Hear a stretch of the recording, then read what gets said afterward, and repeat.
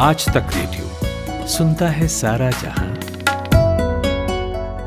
फ़र्ज़ कीजिए कि आप एक इंसान से मिलते हैं जो आपके हिसाब से एकदम हेल्दी है, प्रॉपरली फिट एंड फाइन। एक दिन आप उससे उसकी तबीयत के बारे में पूछते हैं तो वो जवाब देता है कि कुछ ठीक नहीं है, हर पल बस रोने का मन करता है या दिन की रोशनी में भी उसे अंधेरा सा महसूस होता है। नींद तो सुबह खुल जाती है लेकिन बेड से उठने में परेशानी आती है। तब हम क्या करेंगे? बहुत से लोग तो इस सिचुएशन को मजाक में टाल जाते हैं और कई यार दोस्त तो मज़े लेते हैं कि ऐसे लोगों को पागल तक करार कर देते हैं। पर क्या वजह है कि लोगों को सब कुछ ठीक होते हुए भी कुछ ठीक महसूस नहीं होता? अगर किसी भी इंसान को अकेलापन या फिर कांस्टेंट मेंटल हेक्टिनेस महसूस होती है तो इसका मतलब साफ है कि उस इंसान को मेंटल हेल्थ से जुड़े कुछ इश्यूज़ हैं। अब मेंटल हेल्थ क्या होती है और हमारी बॉडी में होने वाली बाकी बीमारियों से अलग कैसे होती है, ये बीमारी का रूप कब ले लेती है, आज जानेंगे हेलो डॉक्टर के इस एपिसोड में। Hello doctor. हेलो डॉक्टर आज तक रेडियो की एक खास सीरीज है जिसमें हम आपकी सेहत से जुड़े टॉपिक्स पर काम की जानकारी आप तक पहुंचाते हैं स्पेशलिस्ट डॉक्टरों से बात करके। यानी अलग अलग बीमारियों पर मशहूर डॉक्टरों का ज्ञान, उनकी सलाह घर बैठे आप तक पहुंचती है हर मंगलवार सुबह आज तक रेडियो पर।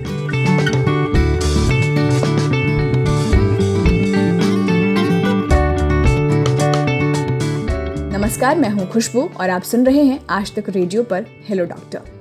अगर मैं आपसे सवाल करूँ कि क्या आपको अक्सर रोने का मन करता है, अक्सर किसी बात को लेकर चिंता में रहते हैं या किसी भी काम को बार बार करने की आदत है?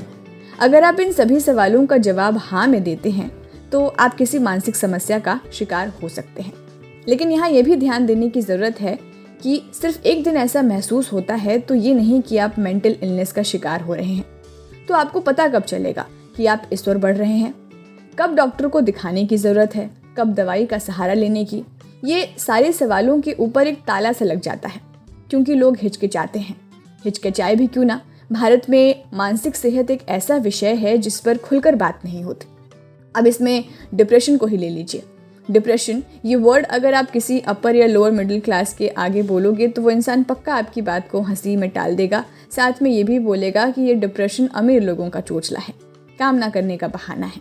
पर सच बात तो ये है कि डिप्रेशन किसी भी अमीर गरीब को नहीं देखता। जहाँ मेंटल स्ट्रेंथ कमज़ोर पड़ी वहाँ डिप्रेशन अपना घर बना लेता है।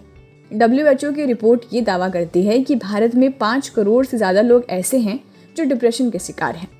ये लोग मेंटल हेल्थ इशू से परेशान हैं और इनमें से कई लोग तो ऐसे भी हैं जो अपनी इस बीमारी के बारे में क्लूलेस हैं, पता ही नहीं है।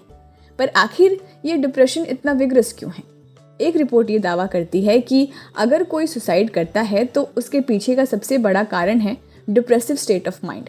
National institute of mental health and neuroscience की एक रिपोर्ट भी ये दावा करती है कि 15 करोड़ से ज़्यादा लोग किसी न किसी मेजर या माइनर हेल्थ इश्यू से परेशान हैं और ऐसे में उन्हें मदद की ज़रूरत है। पर सवाल तो यही है कि आखिर एक इंसान अपनी मेंटल हेल्थ को स्टेबल करने के लिए करे क्या? कैसे इन हेल्थ इश्यूज़ को क्योर किया जाए? कौन कौन से फैक्टर्स हैं जो मेंटल हेल्थ को इफ़ेक्ट करते हैं? इसके लिए आज हमारे साथ 2 डॉक्टर्स हैं बात करने के लिए। एक क्लिनिकल साइकोलॉजिस्ट डॉक्टर तस्नीम है जो टाटा ट्रस्ट के मेंटल हेल्थ इनिशिएटिव को लीड करती हैं और हेल्थ केयर सिस्टम में करीब 22 साल का इनका एक्सपीरियंस है। कई इश्यूज़ जैसे नॉन कम्युनिकेबल डिजीज़, मैटरनल और बच्चों के हेल्थ, इन्फेक्शियस डिजीज़ पर काम किया है कई देशों में।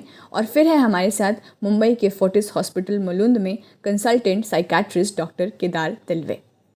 बहुत बहुत स्वागत है डॉक्टर तस्नीम आपका और doctor Kedar तिलवे।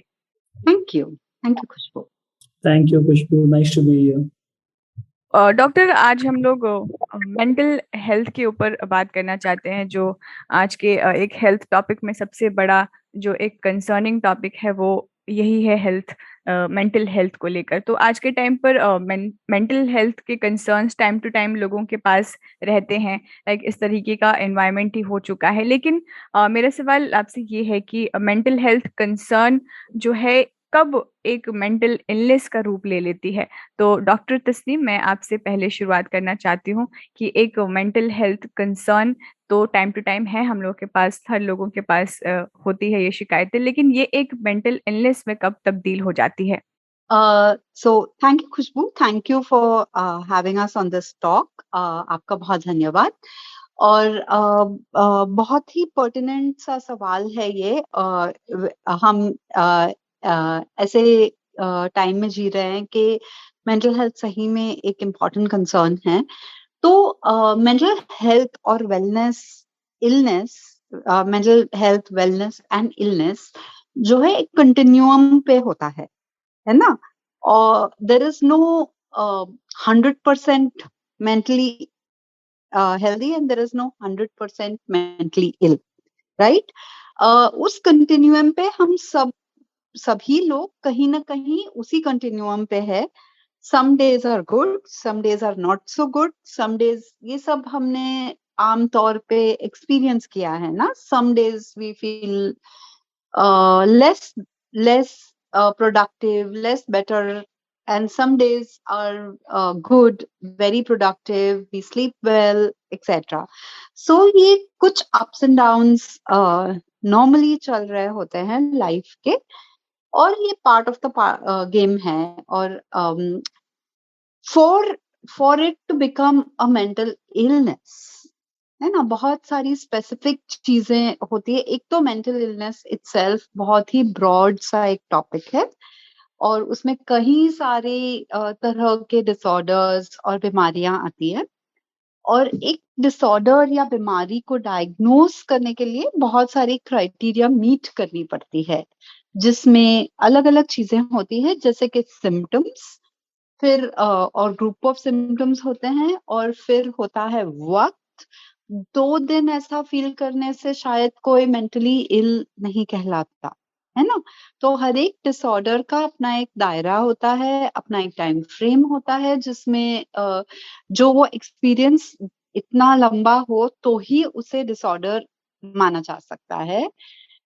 So that's what I would say about कब ये बीमारी का रूप लेती है. जी. बट हम आमतौर पे लोगों से यही कहते हैं कि अगर आप डिस्ट्रेस फील कर रहे हैं, आप अच्छा नहीं फील कर रहे हैं, तो रीच आउट, और वो शायद आगे बात होगी इसके बारे में.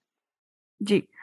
डॉक्टर केदार तिलवे, मैं आपके पास अभी आना चाहूँगी. जैसे कि अभी मैम ने बोला कि सिर्फ 2 दिन के इस बुरे और अच्छे फेज में हम एक मेंटल इलनेस को नहीं नाम दे सकते हैं, और उसके कुछ सिम्टम्स होते हैं, कुछ डिसऑर्डर्स के अपने दायरे होते हैं. तो मैं फिलहाल यहाँ पे शुरुआत आपसे सिम्टम्स से करना चाहती हूँ कि किस तरह के साइंस एंड सिम्टम्स होते हैं जब हमें ये लगे कि ये एक मेंटल इलनेस का रूप ले रही है. लाइक शुरुआती है, इंटरमीडिएट सिम्टम्स हैं, और कुछ एडवांस फेजेस. आप उसे कैसे डिस्टिंग्विश करना चाहेंगे ताकि ये लोग समझ पाएं कि हम किस तरफ बढ़ रहे हैं. जी, thank you so much for having us Khushbu. I hope I am audible and clear. जो आप सवाल पूछ रहे हैं वो बहुत ही महत्वपूर्ण है. इसके कारण सिर्फ 2 है. एक, हम हेल्प को अक्सर चूक जाते हैं क्योंकि हमें पता नहीं रहता कि हम कब इसके बारे में किसी से बात करें. दूसरा, जो चीज हम डिफाइन नहीं कर पाते उसको ट्रीट करना मुश्किल होता है. तो अक्सर ये गलती लोग कर बैठते हैं कि they feel like mental illnesses and mental health concerns are the same thing, which they are not. और जो आप सिम्टम्स के बारे में बात कर रहे हैं, these are the symptoms which distinguish कि मेंटल हेल्थ कंसर्न्स कौन से होते हैं और मेंटल हेल्थ इलनेसेस कौन से होते हैं. अब ये सिम्टम्स बताने से पहले एक इम्पॉर्टेंट चीज है जो डिस्टिंग्विश करती है कि आप एक मेंटल हेल्थ कंसर्न को किसी साइकियाट्रिस्ट, साइकोलॉजिस्ट या किसी भी मेंटल हेल्थ केयर प्रोफेशनल के पास लेके जाए या नहीं. और वो ये होता है कि क्या वो चीज आपके सोशल, ऑक्यूपेशनल या पर्सनल फंक्शनिंग पे प्रॉब्लम करा रही है. मतलब आपके पर्सनल लाइफ में कोई प्रॉब्लम्स आ रहे हैं इसकी वजह से, आपके सोशल इंटरेक्शंस में कोई प्रॉब्लम्स आ रहे हैं, कि आपके प्रोफेशनल, आपकी जो रेगुलर काम है वो आप ठीक से नहीं कर पा रहे, वो कंसर्न्स की वजह से. अब ये कंसर्न्स जो होते हैं वो इंक्लूड कर सकते हैं उदास रहना, दिन भर उदास रहना, घबराहट के दौरे आना, पैनिक एपिसोड्स होना, एंटीसिपेटरी एंजाइटी डेवलप करना कि कुछ बुरा हो जाएगा, इसकी वजह से चिंता होती रहती है, आपकी नींद डिस्टर्ब हो जाती है, अक्सर आपको फ्रेश नींद नहीं आती, या आप अक्सर रात में ये सोचते हुए पड़े रहते हैं कि आगे दिन में कैसे होगा। दिन के प्रति आपको जो मोटिवेशन होता है कि मैं उठ के कुछ काम करूँ, वो मोटिवेशन खत्म हो जाता है। You feel like you want to stay in bed, not get out of it.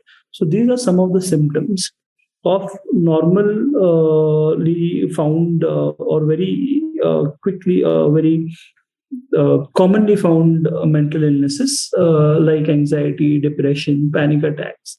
इसके साथ जो सीरियस मेंटल इलनेस कंसर्न्स रहते हैं, मेंटल इलनेस डिसीजेस रहते हैं, जैसे साइकोसिस हुआ, जिसमें आपको अक्सर साइकोटिक स्पेक्ट्रम की इलनेसेस आती है, जैसे स्किज़ोफ्रेनिया हो, जिसमें आपको शक या डिल्यूजन्स हो सकते हैं, या आपको वहम या हेलुसिनेशंस हो सकते हैं, भ्रम हो सकते हैं। तो ये अक्सर सिम्टम्स माने जाते हैं। बट जैसे कि तस्नीम जी बता रही थी, ये सभी जो सिम्टम्स हैं और ये जो मेंटल इलनेस का हम जिक्र कर रहे हैं, ये बहुत ही ब्रॉड टर्म है। We have a proper book, sometimes the DSM-5, sometimes ICD-10 or 11, sometimes guidelines from our own country, which help us in diagnosing and treating this disease. तो ये जो है, ये बहुत clear cut laid out symptoms और उसके presentations है जो हमें डायग्नोस करने में हेल्प करते हैं। तो सर डायग्नोसिस ये है, मैं आपसे यहाँ पे एक सवाल ये भी पूछना चाहूँगी तस्नीम मैम आपसे कि ये जो एक सवाल हमेशा रहता है कि can people get over mental illness without medication. तो क्या मेडिकेशन के बिना ही हम एक मेंटल इलनेस से निकल सकते हैं, या फिर ये दोनों ही साथ साथ चलता है? ये कब किस स्टेज पर कितना इम्पोर्टेंट रखता है मेडिकेशन, या फिर आप अकेले आपके पास जो अदर प्रिवेंटिव मेजर्स हैं वो? तो ये दोनों चीज़ें कैसे एक साथ चलती हैं? कैसे या तो मेडिकेशन से हम निपट जाएं, अपने आप मेंटल इलनेस को बाहर निकल लाएं, या फिर दोनों ही साथ साथ चलने की ज़रूरत है? So, Khushbu, yes, thank you. Like I was saying, it's a very important question. Current evidence यही कहता है कि combined toolkit की जरूरत है ना? एक पैरेलल ड्रॉ करते हैं, जैसे कि डायबिटीज है ना, उसमें बहुत सारी चीजें हमें साथ में करनी पड़ती है। हमें लाइफस्टाइल चेंज करना पड़ता है, हमें अलग अलग डोजेस में इंसुलिन या अदर ओरल थेरेपीज या ओरल मेडिकेशन लेनी पड़ती है। तो similarly with mental illness, again illness एक स्पेक्ट्रम होती है, एक कंटिन्यूम होता है from mild to really severe, है ना। Depending on the illness, depending के वो किस लेवल पे है, अलग अलग चीजें इसमें इकट्ठा आती है हमें वेलनेस की ओर ले जाने के लिए। और सीधा जवाब यही है कि हर चीज का अपना एक रोल है, आइदर और की बात नहीं है यहाँ पे। एक साधारण सा उदाहरण है, टाटा ट्रस्ट का एक बहुत बड़ा प्रोग्राम चल रहा है मेंटल हॉस्पिटल रिफॉर्म में नागपुर में, नागपुर के regional mental hospital through a government MOU, जिसमें हमने क्लियरली देखा है कि जो लोग बहुत समय से इंस्टीट्यूशन में रह रहे थे, उनमें बाकी थेरेपीज से बहुत अंतर आया, जिसको हम साइकोसोशल रिहैबिलिटेशन के नाम से जानते हैं। लेकिन ये भी देखा गया है कि जो लोग बाहर कम्युनिटी में रहते हैं या ऑल टुगेदर, हर एक चीज का there is a place for everything over here, and the mental health professional treating the patient is in the best position to determine कि कौन सी combination of techniques is going to give the best results. हाँ, doctor Kedar Talwe, as an therapist आप इस पर अपनी क्या राय रखते हैं, लाइक मेडिकेशन और अकेले कुछ और प्रिवेंटिव मेजर्स को लेते हुए मेंटल इलनेस से बाहर निकलने पर? जी, thank you Khushbu. I am a psychiatrist, I work with the mental health department in Fortis health care, और आपको जान के ताज्जुब होगा कि every Fortis has a very very robust presence of clinical and counseling psychologists associated with each and every hospital across India. और इसका कारण ये है कि we have figured out कि the best results, best outcomes जो होते हैं वो बिना शक कॉम्बिनेशन ऑफ काउंसलिंग और मेडिसिन के वजह से होते हैं, स्पेशली जब आपकी सिवियरिटी इलनेस की मॉडरेट टू सीवियर स्पेक्ट्रम में आए तब। तो we follow this on a day to day basis कि the entire team works together on a person, not just one doctor, not just one psychiatrist, not just one counselor, or we decide how best to proceed with it on an individual basis. हर एक व्यक्ति के हिसाब से जो treatment लगती है उस हिसाब से उसकी ट्रीटमेंट डिजाइन होती है। जैसे तस्नीम जी कह रही थी, it is more often than not a combination of both counselling and medicines which will help in severe illness. One can't exist without the other. जो पूरा इम्प्रूवमेंट नहीं मिल सकता अगर आप सिर्फ एक चीज के साथ कोशिश करें तो बहुत मुश्किल हो जाता है। इसलिए हर एक यूनिट में फोर्टिस के there is, like I was saying, in counselling and clinical psychologist along with a psychiatrist who works together. Not to mention, in some places we also have art-based therapists and dance therapists and who are trying other modalities of treatment. So that is working out. और जैसे तस्नीम जी कह रही थी, that's our observation too. Okay sir, इसमें एक सवाल doctor आप दोनों से मेरा ये सवाल है कि एक सवाल ये भी लोगों के मन में रहता है कि अगर किसी को ये मेंटल इलनेस है, मेंटल हेल्थ प्रॉब्लम है, तो क्या इसका कुछ जेनेटिकली भी लेना देना होता है? So let me dive into that. तो ये बहुत पुरानी डिबेट है मेंटल हेल्थ की, खुशबू, कि क्या डोमिनेंट है, नेचर डोमिनेंट है, जैसे हम नेचर वर्सेस नर्चर कहते हैं, यू नो, कि क्या हमें ये जेनेटिक, क्या हमारा जेनेटिक प्रीडिस्पोजिशन था। So the best understanding we have today is that maybe there is a genetic predisposition, okay, और जब एनवायरमेंटल हालात हमारे ठीक नहीं होते हैं तो वो प्रीडिस्पोजिशन उभर के आता है। इसकी साइंस अभी नेसेंट है, इस पे और रिसर्च हो रही है और इसमें कोई कंक्लूसिव एविडेंस अभी तक नहीं है। Doctor Kedar would like to kind of take that further. Yeah, thank you so much. I think you hit the nail on the head. It's a nature versus nature की डिबेट है। पर एक और चीज अगर मैं इसमें जोड़ना चाहूँ तो यह है कि बायोसाइकोसोशल मॉडल फॉलो होता है हर मेंटल इलनेस में, ऑलमोस्ट हर मेंटल इलनेस में। कुछ एक्सेप्शंस है, but in majority of the mental illness it's the biopsychosocial model of illness, जिसका मतलब ये हुआ कि आपकी बायोलॉजिकल प्रॉब्लम होनी चाहिए which is caused by psychological distress and social situations. तो आपकी जेनेटिक्स तो यही डिटरमाइन कर पाएगी कि आपकी बायोलॉजिकल एक्सप्रेशन जो है वो कैसे होगी। Social and psychological situations are something that we control. तो जैसे कि तस्नीम जी ने यूज किया, it was an absolutely appropriate word, there is a genetic predisposition और जेनेटिक लोडिंग।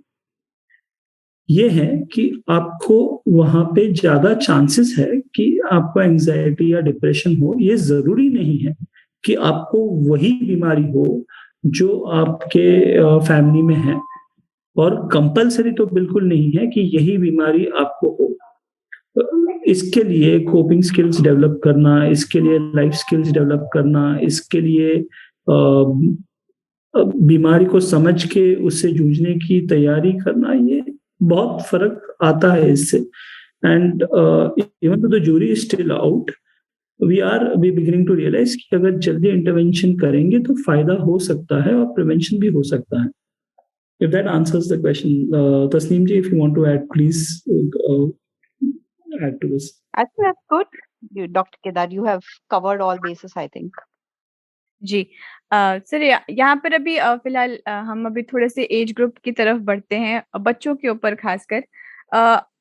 आपके हिसाब से अभी जैसे कि बच्चों में किस तरह के ये प्रोमिनेंट डिसऑर्डर्स जो हैं वो आते हैं, होते हैं, जो आप जिस पे बातचीत करनी चाहिए पेरेंट्स को या ध्यान देने की ज़रूरत है बच्चों को स्पेसिफिकली? एक क्वेश्चन मेरा बच्चों के मेंटल हेल्थ डिसऑर्डर को लेकर और मेंटल स्ट्रेस को लेकर है, तो उनमें कौन सी चीज़ें ऐसी प्रोमिनेंट हो जाती हैं इस एज में? Should I take that one? Sure, sure. Yeah. So, children and young people are globally a very focused group for mental health. खुशबू, और दुनिया भर में इस पे अटेंशन और इसकी चर्चा हो रही है बिकॉज यंगस्टर्स और बच्चों में बच्चों की यंगस्टर्स की vulnerability for mental ill health ज्यादा हो गई है, especially for conditions like depression. And we know now there is a global epidemic of suicide, है ना? And unfortunately हमारा देश उस epidemic को lead कर रहा है in young people. So definitely young people are prone to stress and mental illness. And the world has woken up to this, and globally research भी उस पे direct हो रहा है, investment भी इसमें flow कर रहा है ताकि और अच्छे programs बने, हम identify कर सकें. I'm just telling you the issue. I'm not getting into the causes at this point. ठीक है सर, तो अभी अगर हम थोड़े से प्रिवेंशन की तरफ बढ़ें तो मतलब जैसे मेडिकेशन तो है ही, इसके अलावा अपने गुड और बैड डेज के दौरान क्या-क्या चीज़ें हम कर सकते हैं, इनकलकेट कर सकते हैं अपने हैबिट्स में, ताकि वो जो बैड एंड गुड डेज़ है उसको हम बहुत ही अच्छे से उसको हैंडल कर सकें और वो ज़्यादा हमें इफ़ेक्ट नहीं करे। हालाँकि वो मुश्किल होता है, लेकिन फिर भी कुछ तो चीज़ें होंगी जो शायद कुछ राहत पहुँचाए इसके लिए। तो कैसा है कि हम ये प्रेडिक्ट तो नहीं कर सकते कि कौन सा दिन अच्छा जाएगा, कौन सा दिन बुरा जाएगा, कौन सा दिन स्ट्रेसफुल जाएगा। इनफैक्ट आप देखें तो सबसे तनावपूर्ण स्थिति जो होती है, सबसे चिंताजनक स्थिति जो होती है, वो होती है जो आपने एंटिसिपेट ही ना की हो। वो चीज़ होती है जो आपने सोचा ही ना हो, जिसकी वजह से आप प्रिपेयर्ड ही ना हो। तो उसके लिए अगर आप बेसिक कोपिंग स्किल्स आपके डेवलप करें तो इसका बहुत फ़ायदा होता है। अगर आप आपके पूरे डेली लाइफ में डिसिप्लिन ला दें, अगर आप माइंडफुलनेस एक्सरसाइजेस होती है, रिलैक्सेशन एक्सरसाइजेस होती है, योगा एक्सरसाइजेस होती है, माइंडफुलनेस मेडिटेशन होती है, different types of meditations are there. अब ये सब चीज़ें जो है इससे आपका स्ट्रेस थ्रेशोल्ड कम होता है, तो स्ट्रेस प्रेसिपिटेट होने के चांसेस कम हो जाते हैं। So this can help. Along with that और एक चीज़ जो बहुत हेल्प करती है वो ये है कि आप आपकी सपोर्ट सिस्टम बना के रखें, आप आपके सपोर्ट नेटवर्क बनाए रखें, और आपको पता रहना चाहिए कि ये लोग आपको सपोर्ट करेंगे, और अगर ज़रूरत पड़ी, अगर दिक्कत आई तो ये सब जन आपकी तकलीफ सुन के आपको हेल्प करने के लिए तैयार होते हैं। अक्सर ये देखा गया है कि जब हम बुरी न्यूज़ सुनते हैं, सब बुरा चल रहा होता है, तो we just don't know whom to reach out to. तो वो सिचुएशन में आपके जो फ्रेंड्स हैं, आपकी जो फैमिलीज है, उनसे कम्युनिकेट कैसे करना है ये आपको पता होना चाहिए। अगर स्ट्रेस बहुत ही बढ़ जाए, जैसे अभी फिलहाल पिछले 2 साल से हम सभी महसूस कर रहे हैं, जो माहौल बना है, जो तनावपूर्ण सिचुएशन बनी है, उस सिचुएशन में हेल्पलाइंस की बहुत फायदे देखे गए हैं, specially stress helplines. I think even Fortis runs one. So these are some of the things which will help you cope, जो आपको कोप करने में हेल्प करेंगे। प्लस ऑफ कोर्स जो आपको सीख मिली है उससे आप आपके आगे की रणनीति भी ढांच सकते हैं। उदाहरण के तौर पे अगर आपको पता है कि कोई एक चीज़ की वजह से आपकी उदासी बढ़ जाती है या घबराहट बढ़ जाती है, तो उससे कोप कैसे करना है, उसको बीट कैसे करना है, इस पे चर्चा करके, काउंसलर का सहारा लेके, उस पे वर्कआउट करके, आपकी कॉग्निटिव डिस्टॉर्शंस फिगर आउट करके आप आगे बढ़ सकते हो। So this are some of the non pharmacological ways जो हेल्प करेंगे, ऑफ कोर्स।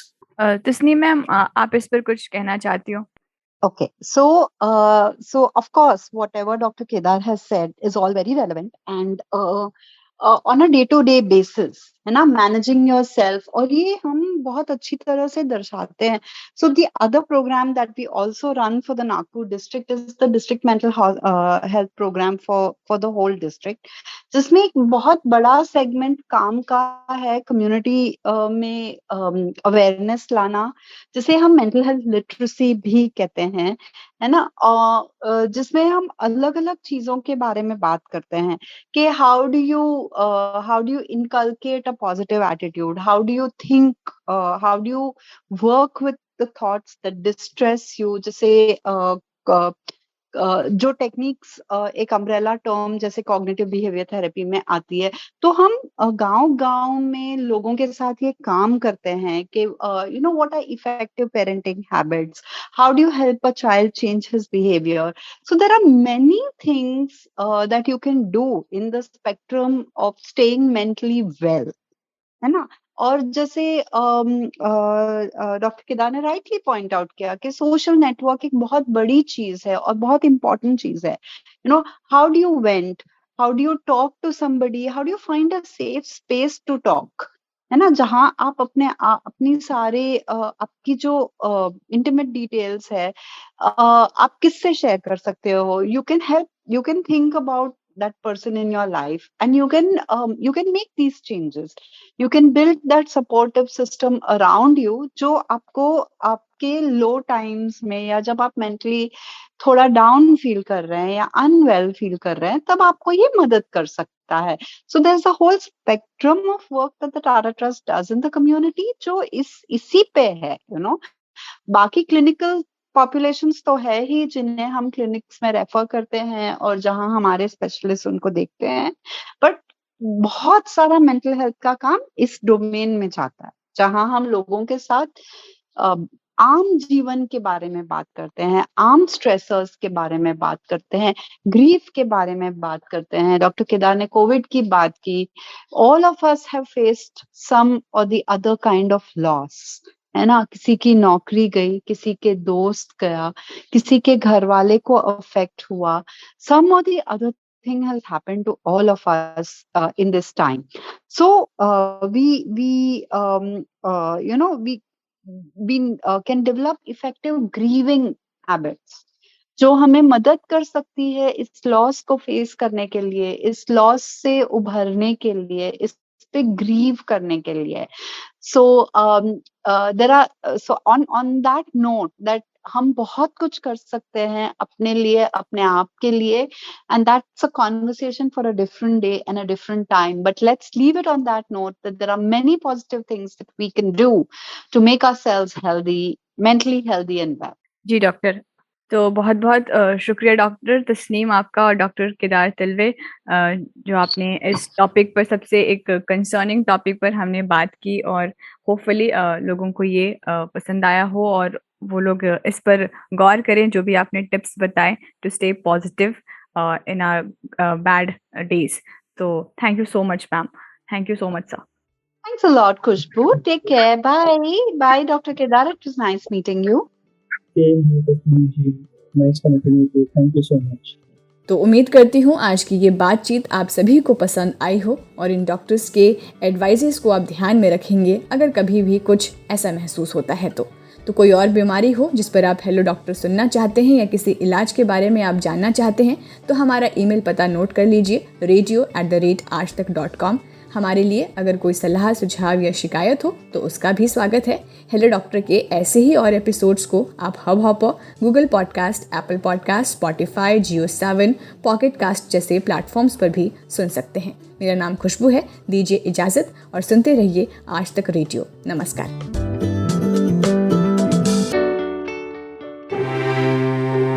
भाषा के ग्रामर से मिले कब, क्यों, कैसे, कहाँ, किसने, ये ऐसे शब्द हैं जो सेंटेंस में जुड़ जाएं तो उसे सवाल बना देते हैं. और सवालों के बारे में आइंस्टीन ने कहा था, the important thing my friend is not to stop questioning. मैं हूं नितिन ठाकुर और लेकर आया हूं एक ऐसा पॉडकास्ट जिसमें हम हर टॉपिक का रेशा रेशा खुलने तक सवाल पूछने से थकते नहीं. यहाँ हम बात करते हैं समंदर में दफन इतिहास से लेकर आसमान में उड़ते साइंस तक की. तो हर गुरुवार मेरी दुकान पर मिलेगा 4 किताबों के बराबर ज्ञान। आज तक रेडियो पर पढ़ाकू नितिन में, हमारी वेबसाइट के अलावा एप्पल पॉडकास्ट, गूगल पॉडकास्ट और स्पॉटिफाई पर भी।